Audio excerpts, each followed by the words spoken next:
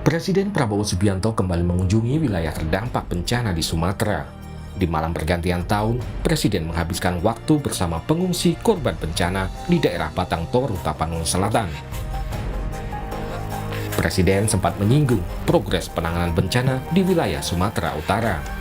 Prabowo bilang saat ini hampir tidak ada lagi desa yang terisolasi akibat bencana. Ia berjanji pemerintah tidak akan meninggalkan warga korban bencana. Tadi dilaporkan kepada saya bahwa di Tapanuli Selatan ini sudah tidak ada lagi desa yang terputus, yang terisolasi. Juga di seluruh Sumatera Utara, sebagian besar sudah mengalami perbaikan. Tadi Gubernur melaporkan mungkin dari awalnya sekian puluh desa, sekarang mungkin tinggal 5 desa yang masih terputus.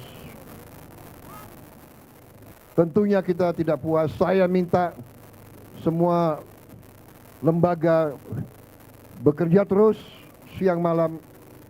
Percayalah bahwa pemerintahmu, bahwa pemimpin-pemimpinmu, bahwa presidenmu tidak akan pernah meninggalkan saudara-saudara sekalian.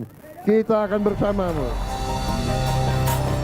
Bukan kali ini saja kunjungan ke korban bencana Sumatera. Di bulan Desember, Presiden telah 4 kali melakukan kunjungan ke 3 provinsi yang terdampak bencana banjir dan longsor. Pada kunjungan pertama 1 Desember lalu, Prabowo sempat meninjau beberapa daerah dan memerintahkan percepatan pembukaan akses di daerah yang terisolasi agar warga bisa segera mendapat bantuan. Sama semua instansi yang reaksinya sangat cepat untuk memberi bantuan. Memang kondisi alam memang sangat menantang, ya, sangat menimbulkan kesulitan. Banyak jalur masih terputus. Tapi kita segera melakukan segala upaya untuk mengatasi kesulitan-kesulitan yang dialami. Presiden juga menjanjikan penyediaan listrik, air bersih, dan bantuan untuk warga yang rumahnya rusak. Saya dapat laporan listrik di Sumatera Barat sudah hampir Air mati Pak, air. hampir 100%. Air sedang dibenahi, jembatan-jembatan sedang kita hitung semua. Insya Allah kita akan perbaiki semuanya. Rumah-rumah yang rusak dan hanyut akan kita bantu. Alhamdulillah. 7 Desember 2025, Presiden Prabowo kembali berkunjung ke wilayah terdampak bencana di Sumatera. Kali ini fokus mengevaluasi progres perbaikan infrastruktur yang rusak. Presiden memberi perhatian khusus pada pembangunan jembatan dengan menunjuk Kasat Jenderal Maruli Simanjuntak sebagai penanggung jawab.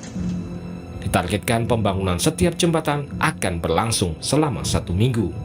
Ini kita lihat salah satu jembatan Bailey yang sedang dibangun. Mereka kerja terus, diharapkan 1 minggu sudah bisa buka. Dan dari sini bisa terus untuk membuka 3 jembatan lagi. Saya tunjuk nanti Kasat untuk membantu dan pemerintah daerah, karena beliau punya banyak pasukan seni, pasukan konstruksi, dan pasukan pembangunan, pasukan teritorial, jadi bisa segera membantu. Siap. Prabowo juga mulai memberi perhatian pada pembangunan hunian sementara dan menegaskan pemerintah pusat akan membantu mencarikan lahan. Hunian sementara, Pak Presiden. Ini hunian sementara apabila tanahnya cukup dari pemerintah daerah.